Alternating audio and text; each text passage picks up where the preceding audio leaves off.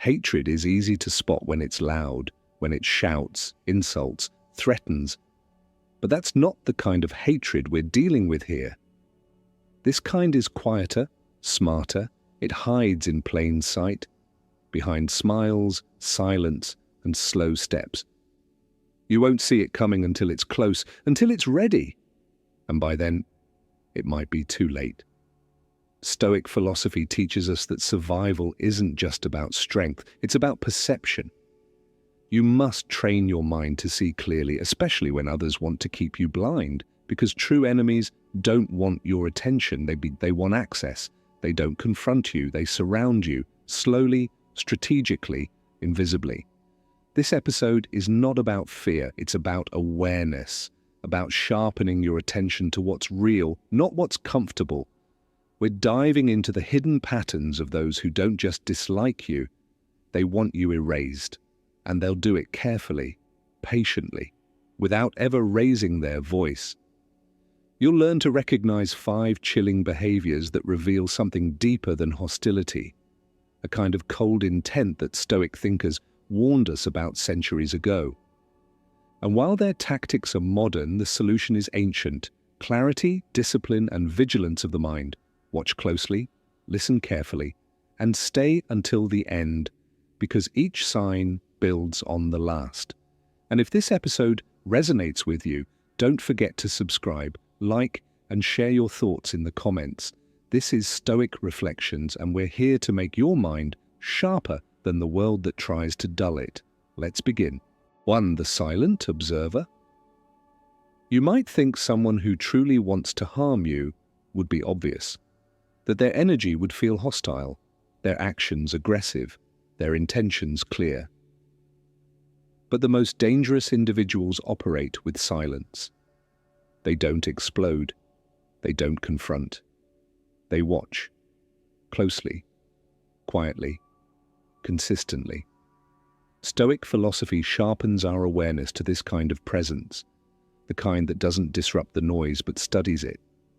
These people do not move with emotion, they move with calculation, and what seems like random proximity or harmless curiosity is often surveillance. Not the kind done with cameras, but with attention, with pattern tracking, with intentional observation of who you are, how you live, and where your vulnerabilities lie. This kind of threat doesn't scream, it studies. And when you're not paying attention, when your guard is down, you mistake their silence for absence. But it's not absence, it's planning. It's strategic invisibility. Their goal isn't to intimidate, their goal is to stay unnoticed until their understanding of you is complete. They observe your routines, not because they're interested, but because they're collecting data. They learn your emotional rhythms, they take note of what frustrates you, what makes you hesitate, where you look for comfort. Their silence isn't neutral, it's tactical. From a Stoic standpoint, this requires a higher level of inner alertness, not paranoia, not suspicion, clarity. You must train yourself to not only be aware of your environment, but to recognize intention hidden beneath inaction. The Stoics didn't teach us to fear people, they taught us to see people as they are, not as we want them to be.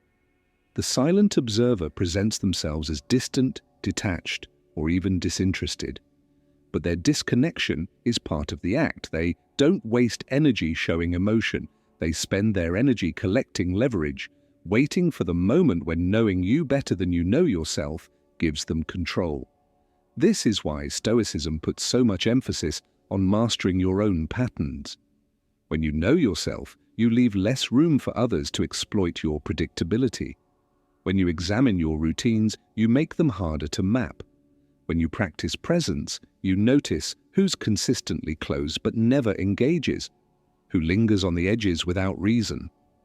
In a world where people weaponize information, your greatest defense is self-awareness paired with still observation. Just as they are watching, you must also learn to watch, not with anxiety but with clarity. Pay attention to the quiet ones, the ones who never speak against you but never fully disappear, the ones whose attention is persistent but unexplained. Because in many cases, danger doesn't enter with a bang, it sits, it listens, it learns, and by the time it moves, it already knows where to strike. 2. The saboteur strategy. Not every enemy fights you in the open. Some prefer a different battlefield, your reputation, your relationships, your environment. These are not the ones who argue with you. These are the ones who carefully, quietly, erase you from within your own world. And the most dangerous part? They often do it while smiling. Stoicism trains the mind to see beyond appearances, and this principle is crucial here. Because the saboteur doesn't aim to confront you, they aim to undermine you. They create decay, not explosions. They work subtly behind the scenes, removing the trust others have in you without ever appearing hostile. Their attacks are rarely direct. Instead, they target the structure around you: friendships, credibility, emotional support. They operate in whispers, not accusations. They plant doubt in others through carefully chosen words. A raised eyebrow, a quiet "I'm concerned about them," a vague suggestion that you're unstable, unreliable, or not quite who you seem to be. And these seeds, once planted, grow slowly, quietly, until one day people start treating you differently, pulling away, questioning you without explanation. This is not a misunderstanding, it's a strategy.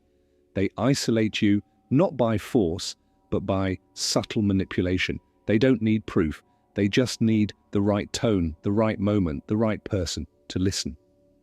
They turn your allies into strangers, your certainty into confusion. They create a version of you in others' minds that you never had the chance to defend against. And when you begin to notice the shift, the distancing, the strange looks, the loss of trust, you're left doubting your own reality. That is their goal.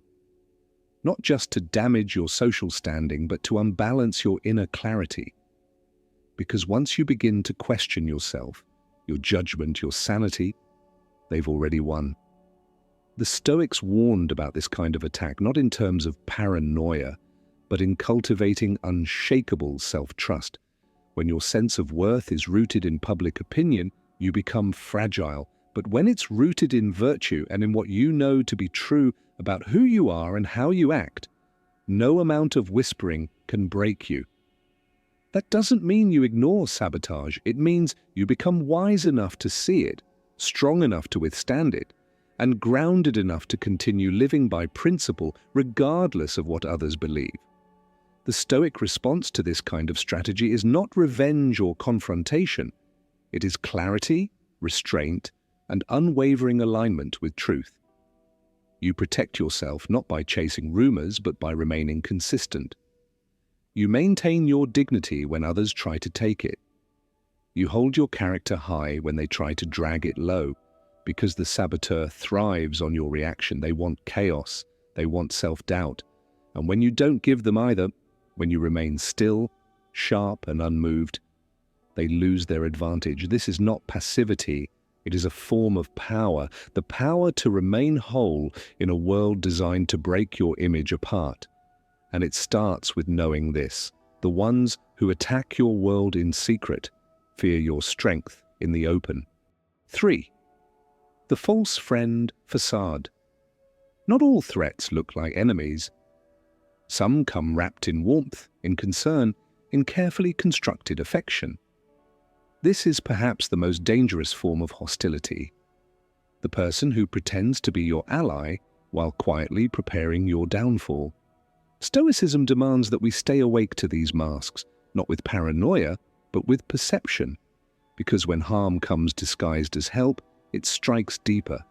The false friend doesn't raise suspicion. They offer comfort.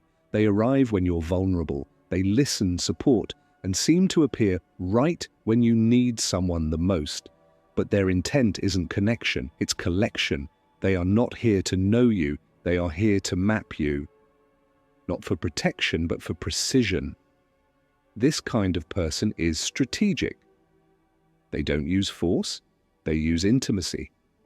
They ask questions, not to bond, but to extract.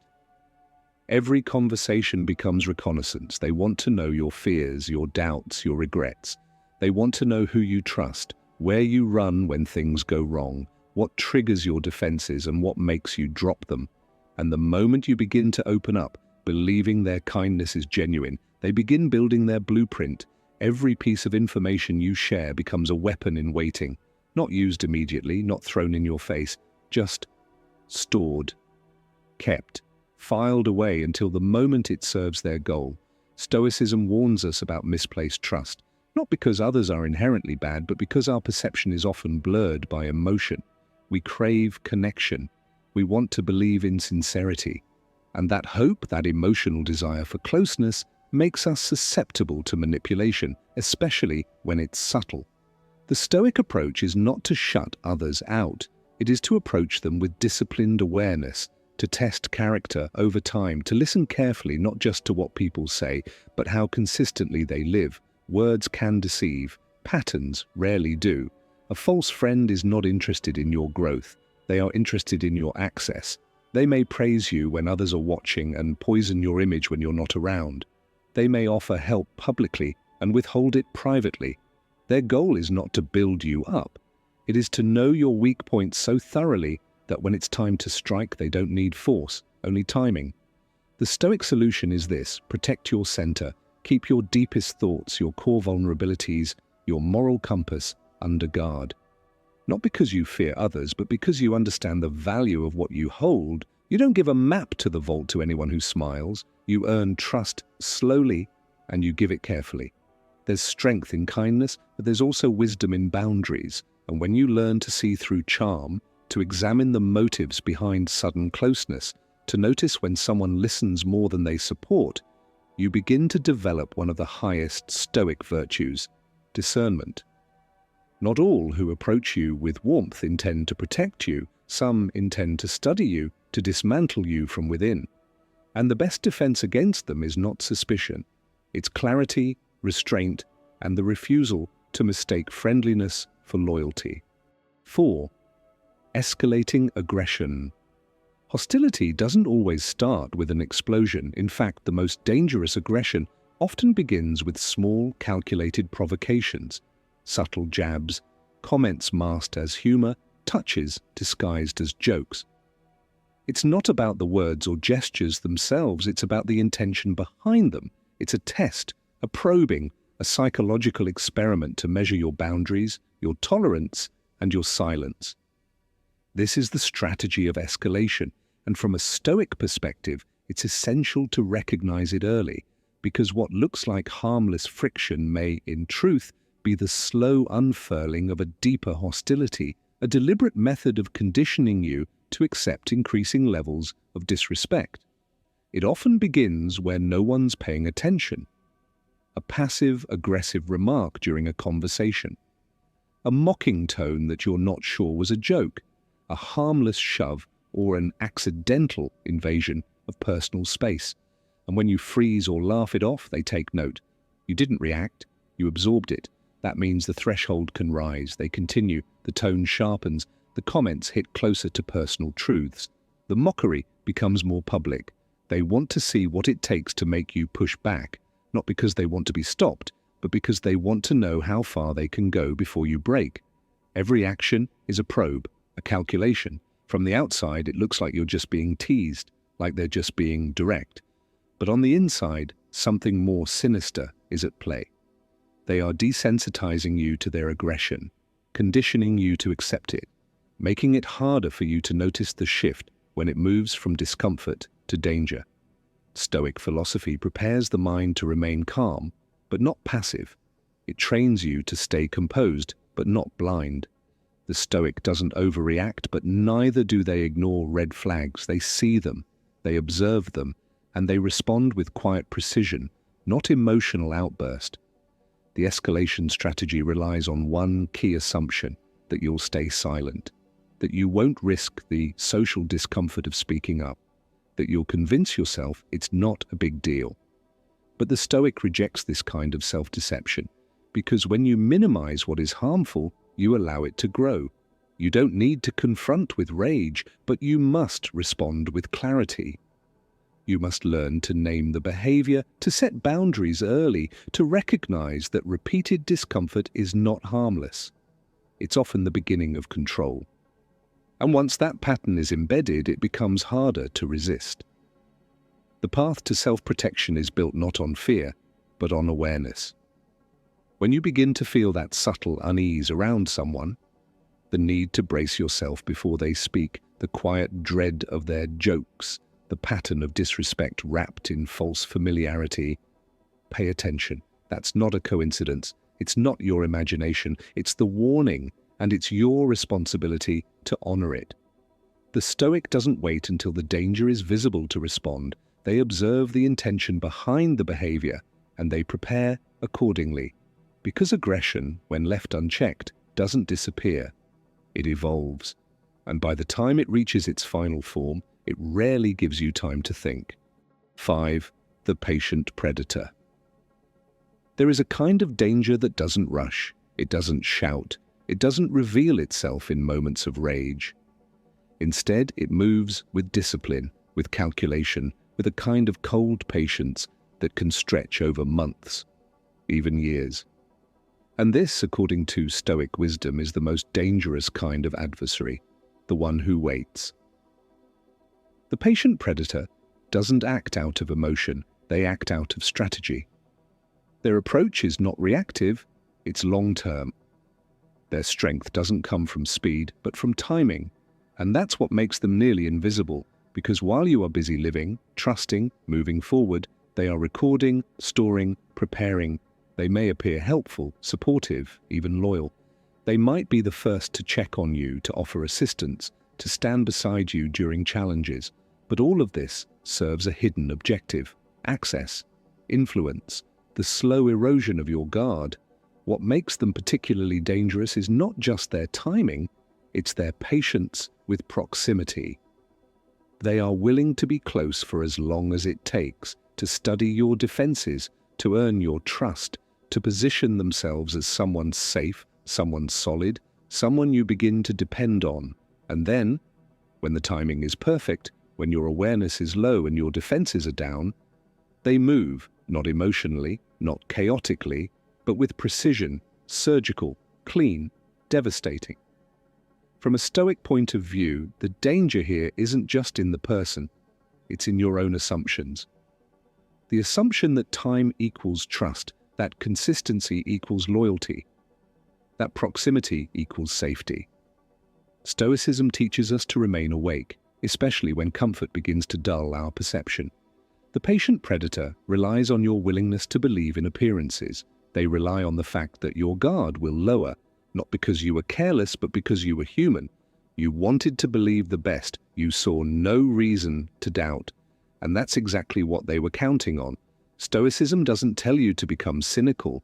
It tells you to become discerning, to observe not just what people do once, but what they do repeatedly, to notice what they say under pressure, what they avoid, what they dismiss, what they laugh off. Over time, patterns emerge, voila, and those patterns often reveal more than words ever could. The patient predator hides not only behind smiles and favors, but behind your own desire for peace. That's why the Stoic mind trains itself to remain sharp, even in seasons of calm, because it's in comfort, in routine, in lowered vigilance, that most traps are laid. When you've built inner awareness, when you reflect daily, observe clearly and question gently, you don't need to be suspicious. You just need to be attentive. And in doing so, you disrupt the game. You become harder to read, harder to corner, harder to strike. Their weapon isn't rage, it's calculation, but your defense isn't force, it's clarity. Know this: real danger doesn't always come running. Sometimes it waits, it blends in, it builds a home inside your life and strikes only when the timing guarantees maximum damage. And by then, you're not just surprised, you're unprepared. That's why the Stoic never stops paying attention, because the most precise strikes always come from those who waited longest to deliver them. Not every enemy will declare themselves, not every threat will come screaming through the front door. Some will walk in quietly, sit at your table and wait. And that's why awareness is not a luxury, it's a necessity. Not to live in fear, but to live with clarity. Stoic philosophy reminds us that true danger lies not just in others, but in our own failure to perceive them. It is not the aggression itself that destroys us. It's the slow erosion of our vigilance, our discipline, our discernment. And once that slips, we become easy targets. But it doesn't have to be that way. When you train your mind, when you examine your relationships, when you stay present in the quiet moments where most people drift, you build something stronger than suspicion. You build resilience. You begin to trust your intuition again. You notice the tone that didn't match the words. You catch the pattern that didn't fit. And that awareness becomes your armor. This episode isn't about fear, it's about power. The kind of power that comes from refusing to be blind to the world around you. You don't need to fight everyone. You just need to see them. As they are, as they move, as they reveal themselves, slowly, quietly, inevitably. And once you see clearly, you'll never be controlled the same way again. If this message resonated with you, if you felt a shift, a sense of truth that challenged you to stay more awake, then let it continue. Don't let this end with a passive scroll. Subscribe to Stoic Reflections to keep sharpening your mind. Like this video if it brought you value. Comment below. Which sign opened your eyes the most? And most of all, take what you've learned and carry it forward. Into your habits, into your presence, into how you protect your peace. Because in a world full of masks, your clarity is your power.